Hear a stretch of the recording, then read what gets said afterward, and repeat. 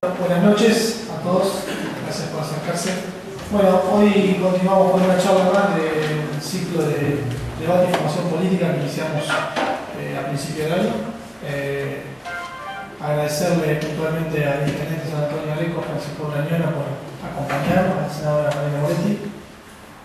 La charla que vamos a encarar hoy tiene que ver con reforma constitucional, la Constitución criolla. La habíamos programado en el calendario que hicimos a principio de año con todos los chicos de la JP de acá de San Andrés de Giles, y en el calendario justo coincidía en esta fecha, el 27 o 28 de octubre, faltaba definir, y bueno, ahora de septiembre, ¿no? Ahora ha coincidido que justo este tema ha tomado un poco más de relevancia quizás mediática en los últimos días, o en algunos medios, en algunos dirigentes opositores y también en algunas manifestaciones que ha habido. Pero bueno, fue un poco la casualidad, ya estaba armado así el programa, y quiero remarcarlo, resaltarlo y agradecerle a Paco porque a veces cuando hace muchas horas algunos no se animan a salir a avanzar con algunos temas, y cuando la semana pasada le recordé que el viernes hacíamos la charla que ya se había comprometido hace tiempo para darla, si la hacíamos igual, me dijo que por supuesto de ninguna manera me iba a marcar la agenda, que si nosotros habíamos armado ese esquema íbamos a salir de esta manera a charlar con la sociedad, con los militantes, no podíamos retroceder por alguien que nos quiera encerrar en alguna discusión. Así que realmente agradecer y remarcar el valor y la coherencia política de Paco. Paco va a hablar de un tema que nos gusta, que nos despierta, que nos resulta por demás atractivo, que es todo lo que entra en ese gran denominador, que es la posibilidad de una constitución criolla, una constitución latinoamericana, una constitución argentina. Así que el disertante va a hablar por sí mismo, pero no quiero dejar de agradecer el tiempo, las ganas de salir a militar y otros tantos temas, como ya nos ha pasado con otras jornadas que organizamos para los militantes, que tienen que ver con nuestra formación y con nuestro crecimiento como cuadros políticos.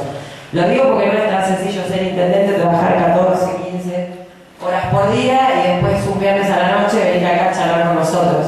Encima sé que lo hace con ganas y con gusto, porque es un amigo de la casa, porque es nuestro hermano, porque es un compañero que sentimos muy, pero muy cerca. Así que en ese agradecimiento, Paco, de darnos estas horas, cuando por ahí no es lo lógico, no es lo habitual, espero que todos aprovechemos esta charla como un momento más de parar la pelota, reflexionar, tomar conciencia de estos grandes temas que son por donde se avanza en la construcción del proyecto y que todos nos sentimos protagonistas, y que hoy claramente nuestra presidenta nos está convocando a profundizar y a mejorar. En estas discusiones a las que no le tenemos nada de miedo, aparte nos gusta hablar de esto. Hoy a la mañana estuvo José Grosso hablando del voto a los 16, por ejemplo, en un debate que se hizo a nivel local, y creo que es una buena muestra de esto de perder el miedo a dar los debates. Hace poquito me dijeron que hice una encuesta en Giles y casualmente ningún joven de 16 años quería votar, cosa que rápidamente pierde validez cuando uno va al encuentro de jóvenes. Acá Paco, allá atrás hay algunos impulsores, y acá adelante, que creo que bien podrían afirmar lo que estoy diciendo.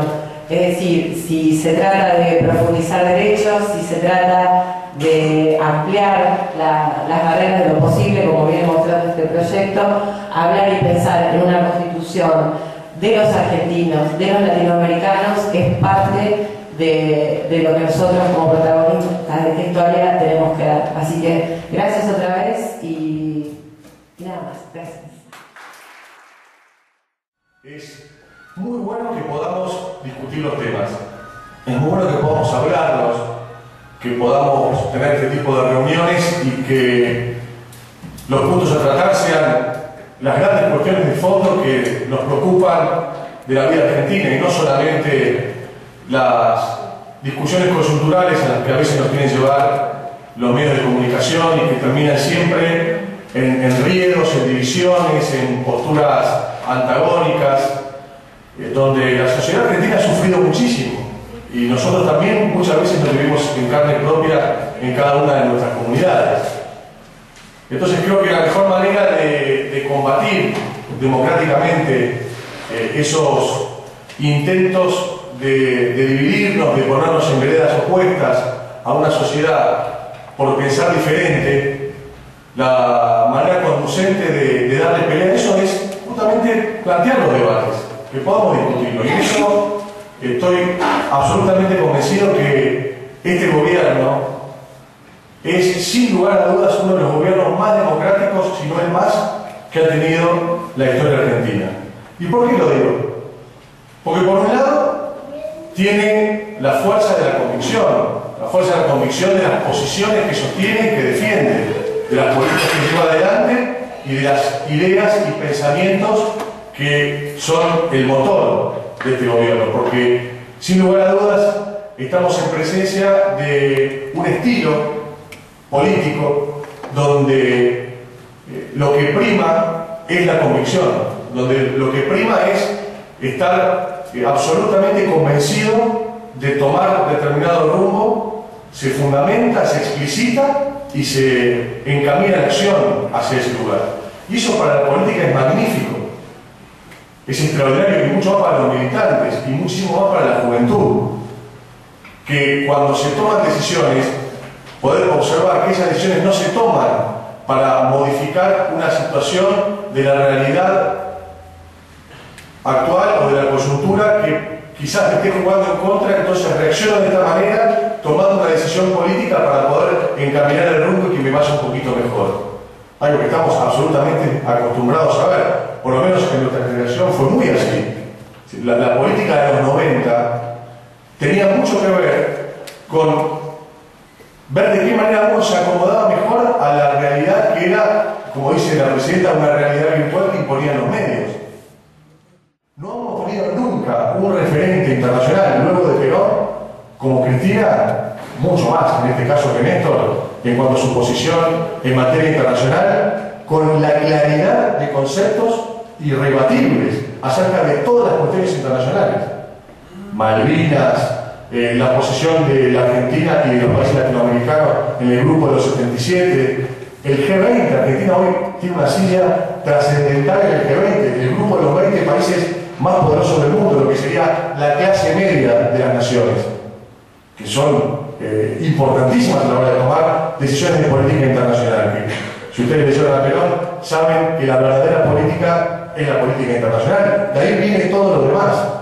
Y todo lo que plantea este gobierno tiene que ver justamente con una visión del mundo que es muy difícil estar en desacuerdo.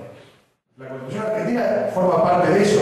Constitución del año 1853, con un montón de derechos que tienen que ver con esa época. Un montón de derechos. Imagínense en 1853, cuando la Argentina estaba empezando a nacer, a desarrollarse, los legisladores de ese momento, que por primera vez eran legisladores, no existían los legisladores en Argentina, existía el virreinato. ¿Qué hicieron? Che, veamos cómo es en el mundo. En Europa pusieron este artículo, en Estados Unidos pusieron este otro, importaron derechos y fueron armando una constitución así, medio de las aplicadas, planteando esquemas que venían de afuera, porque Argentina todavía no era una nación. Hoy pasaron 200 años desde ese entonces. ¿Sí? Todo lo que se plasmó en aquella carta fundamental, importantísima, que fue la Constitución de 1853, hoy perdió valor. Nuestra Constitución no es la de 1994. Nuestra Constitución es la de 1853 con reformas, entre ellas la de 94.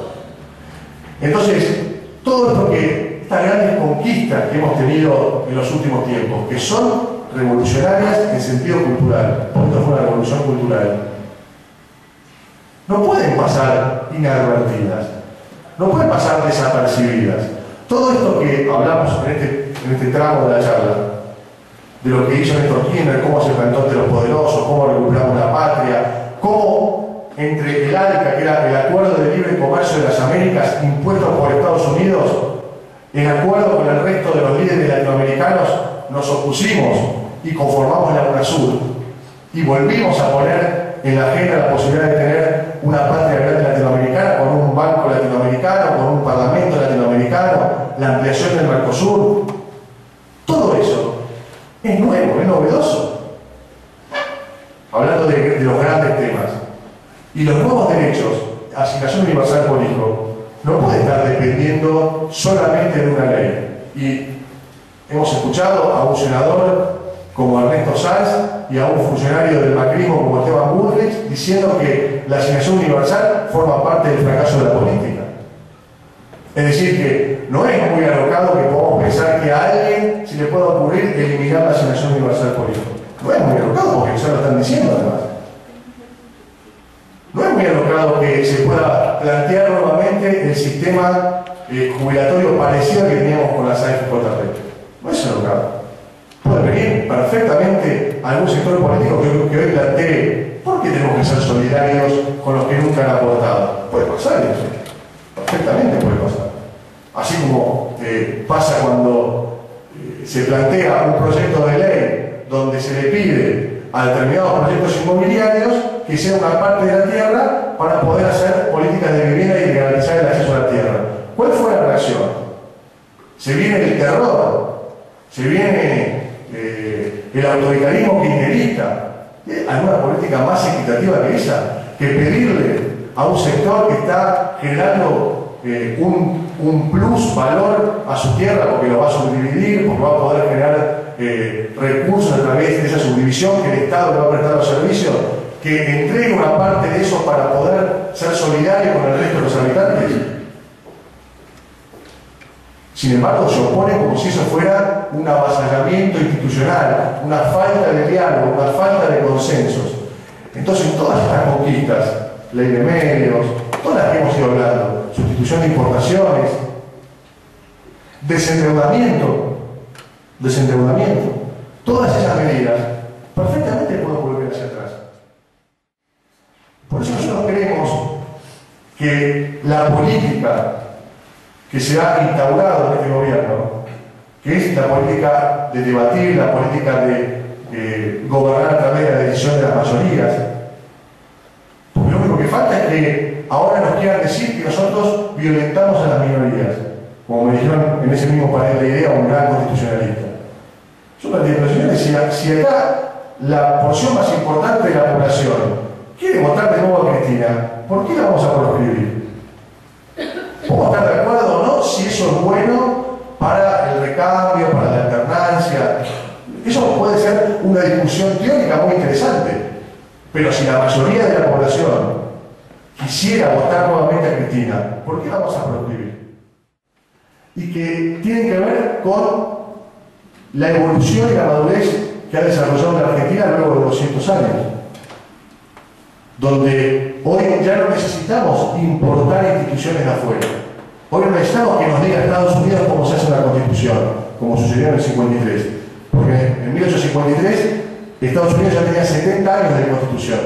Bueno, fuimos a buscar los antecedentes. Y en Europa también. Venían de fines del siglo XVIII ya con constitución. Nosotros estábamos a mediados del siglo XIX.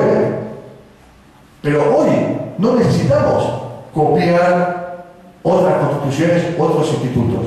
Hoy tenemos que pensar en nuestra idiosincrasia, en nuestra cultura, en todo lo vivido, en cuáles fueron las grandes políticas de masas, las políticas populares, los derechos sociales fundamentales que en su momento figuraron en la Constitución del 49, que la eliminaron por decreto, y que hoy queremos nosotros revalidar a través de los logros que ha tenido este gobierno en los últimos 9 años. Una constitución criolla, donde se valore lo que somos, nuestro criollaje, nuestro americanismo, nuestra pertenencia a un continente con características propias y nuestras, que no tienen que ser invadidas por nadie de afuera, donde podamos todos comprender lo que dice la Constitución Nacional, porque hoy no es un texto que sea de fácil acceso, por ejemplo, para los pibes. Si hay algo muy interesante que tiene este gobierno, que tiene nuestra conductora, que es Cristina, es que nos da absoluta libertad de poder discutir todo lo que queramos. No tenemos lineamientos para discutir esto sí y esto no. Ayer mismo la presidenta estaba negando la posibilidad de una reforma constitucional. Y hoy estamos nosotros hablando de eso. Y nadie nos va a decir nada. No va a haber un llamado telefónico después para decir, ¿cómo estás hablando de eso? ¿No viste que ayer la presidenta dijo que no? Acá hay libertad. Y nosotros como militantes tenemos que hacer discusión política a fondo, no discusión de pequeñitas cosas. Y la discusión política a fondo es lo que le va a transformar la vida a nuestro prójimo, a nuestros hermanos, al que vive al lado, que siempre parecen frases hechas, pero nosotros que estamos en la gestión lo vemos en la realidad. El que viene y te dice, no tengo dónde vivir, y uno se desespera porque, ¿cómo le garantizamos a quien no tiene vivir el acceso a la tierra? ¿Cómo se lo garantizamos? No tenemos las herramientas. Nuestra Constitución y nuestra legislación no nos da herramientas para garantizar el acceso a la tierra a nuestros ciudadanos. Nuestra Constitución y nuestra legislación no nos da las herramientas para garantizarle el acceso al trabajo, para garantizarle el acceso a la salud. No nos da las herramientas. Tiene que ser acción permanente contra presupuestos institucionales que no nos permiten avanzar en esa acción. Son obstáculos permanentes. Por eso es vital que demos esta discusión. ¿Qué es la discusión que está dando el gobierno desde Néstor Kirchner hasta que